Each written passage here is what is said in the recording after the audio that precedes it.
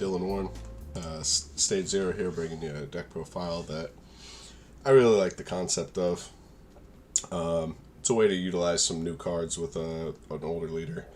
I like to throw a little bit of off-meta, not obvious stuff at you, so hopefully if you like this engine, I give you an idea of something you can pilot with. We're going with KidKu leader. It's a leader I really like. I played a lot back when it was popular, and still kind of tinker with from time to time. He has a permanent that he can awaken at 6 or less life. If you have a skillless battle card in your drop, he untaps and draws one. And once per turn, you reveal a 4-star ball from your hand, draw a card, and get plus 5,000 power for the turn. When he flips, activate main, you can reveal a 4-star ball, draw 2, pitch 1.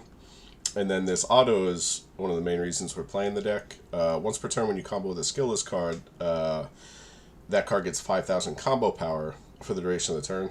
So essentially, your 5Ks can become 10K combos once per turn, and it's on both turns. So you can combo one on your turn for pressure and combo one on your opponent's turn for defense. Another thing to note about this leader that I like is he's one that can draw on the front, awaken, and draw on the back in the same turn. I always like leaders that have that ability.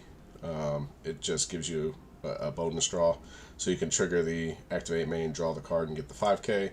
Then flip, activate the main, draw 2, pitch 1 on the back in the same turn, which is really nice. So always try to save your awaken for offense if possible. The main engine, I'm going with 4-star balls just because you need to see it. The deck really stalls out if you don't have a ball early, since your leader ability is reliant on having a 4-star ball. You literally have to have the card or your entire deck kind of falters. So we're playing 5, and we're playing pseudo 9 because the 1-drop activate main can grab it from deck or drop area once per turn. So this is just really good filter. You could combo with this or pitch it for the leader ability and then grab it back from drop once per turn. And it's not limit 1, it's once per turn. So if you have multiple copies of this, you can juggle multiple 4-star balls, and it's just good hand value. Also, when you combo this on a skillless battle card, it gets an additional 5K, so it gives 10K. So even your 1-drops with a 4-star ball put on it become 20Ks. So in a 20 it becomes a 30, and so on. So just gives us big body swings. We have Scion. We only play 2 because your turn 1 can be kind of different depending on the matchup and what you need. You need to get to 6 life. You can't awaken at 8. So you do have to take some life at some point to awaken. And we like to awaken early if possible. It's not a deal breaker if we don't, because we'll still be a 15K every time we swing. And we can pressure and we save our awaken for the mirror turn, then we're kind of fine. But a lot of times if you already have the 4-star ball and you have the Scion in hand, it's just good pressure to swing lead as a 15K. You have a 10K swing here, and then you'll proc him to get to skillless for 2 more 10K swings. So, especially if you're going second, getting 4 swings on turn 1 for 1 energy is really good. We don't max out at 4 because we don't always want to play it on turn 1. If we don't see the ball, we have to play this to grab it, which means we can't really Scion on 1. And then sometimes we're playing a slower deck. We need to start establishing our self-awaken as soon as possible. So 2-2 split on this. 1, you can't have 4 of this in play. And Dark Power, Black Mass Sand just hurts some random decks. Now, I'm in the logic that this normally... decks that are weak to this will normally have an out to it. But it's just a random good one of tech that can be pesky. Especially a lot of Trunks Cheetah in the meta. They can have stuff to deal with it. They can just power the Super Saiyan on 1 and rest it. But it can be pesky for them to deal with if you go first, you play it, they don't have an immediate answer. It can really kind of stall out their deck. This Goku just hinders counters, makes them tax on it. They have to warp a card from their hand. And they help you get to that 6 life where you can awaken. Our other self-awakener is this guy. He can combo with skillless battle cards at rest mode, which is nice if you swing with them. And then if your leader card's Black Sun Goku Childhood, you can take a life and play up to 2 skillless battle cards with 10k combo or 10k power from your deck when you play them. So he gives you some bodies on board, and he helps you self-awaken. So we have 8 self-awakeners, and then if they attack us at all, getting to 6 lives shouldn't be an issue. If we're going against like a slower deck, we can sideboard in more self-awakening, but we might not need it. I know I'm kind of all over the place. I don't know how to order these, if there's a way, other than just putting them in the deck in a specific order. The skill list, I just picked these because they have combo power, and they were quickly searchable. So just the 10k Vegeta, and then Finn, I just picked him because he had combo power. They kind of nerfed black skillless battle cards for some reason, and gave a lot of them 0 combo power. So this is just a 20k. You can grab it off the 1-drop, so you could pay 2 to search your deck for a skillless. Energy cost of 3 or less. So just gives us another skillless target and a bigger one if there's a scenario where we want to tap 2 for it, and we could tutor it out. So part of the main engine that we're running this deck for is this new Super Mirror Unison. It's +1. You play up to 2 Demon Realm Soldier tokens. They have 5,000 power, 0 combo cost, and 5,000 combo power. This is the key to the deck. So we're playing 2 tokens that both have 5,000 combo power. So on the backside, once per turn when you combo with a skillless card, so these tokens are going to be skillless. So we can swing on our turn, combo one of the tokens, makes us a 25 on lead for pressure. And then on defense, we have 2 options. At the start of your opponent's turn, you can choose up to one of your skillless battle cards against blocker. So we can create a blocker for defense, or if we don't make it a blocker, we can have a 10k combo for defense. Now, if you give it blocker, it's now not skillless. It has the skill blocker. So if you play the deck, just be careful that it doesn't get the 10k combo power if it has blocker. It's no longer a skillless card. And then we have another +1. Remove one of your skillless battle cards from the game. Draw 1 card. Choose up to one of your opponent's battle cards. Send it to the warp. So this gives us board removal and extra draw power.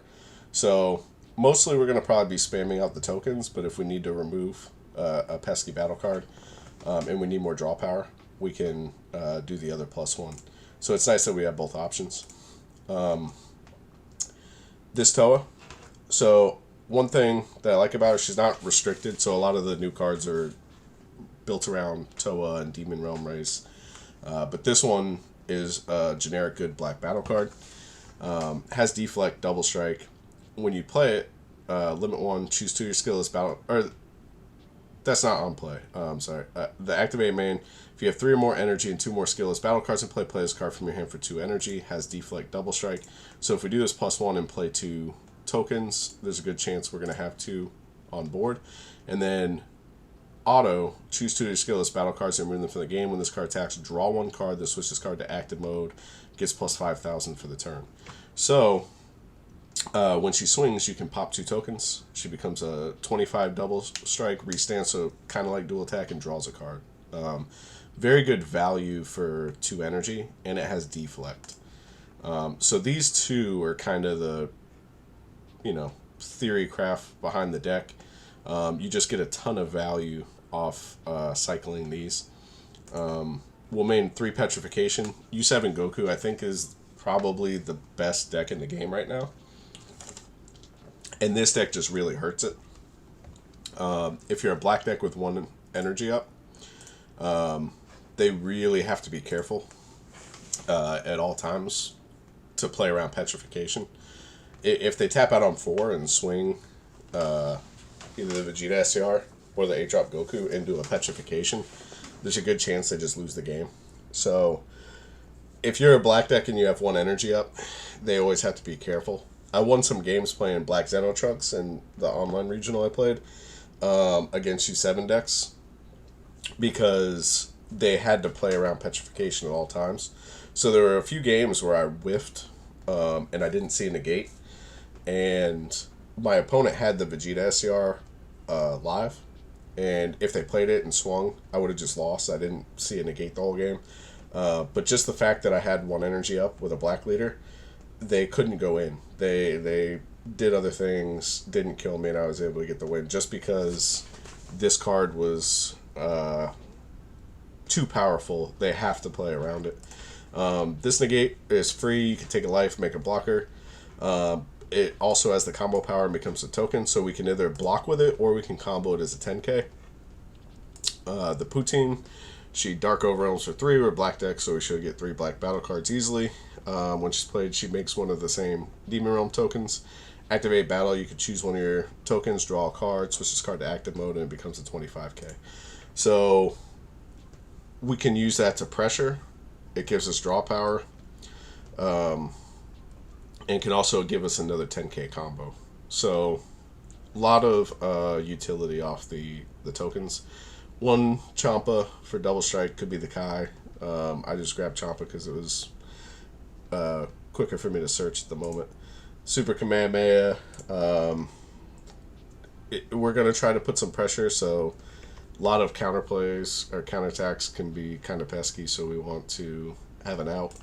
I picked this super combo just because it was one that I remembered. You're not always going to go to 4 life, so it can be interchanged, but you want one that's 10k and can be triggered before you hit 4 life, because you're not always going to hit 4 life. Sometimes you're going to stay at 6 and win the game, so you want something that's still a 10k combo regardless. Pan SCR because this will spam out 2 tokens. This will spam out 2 skillless battle cards.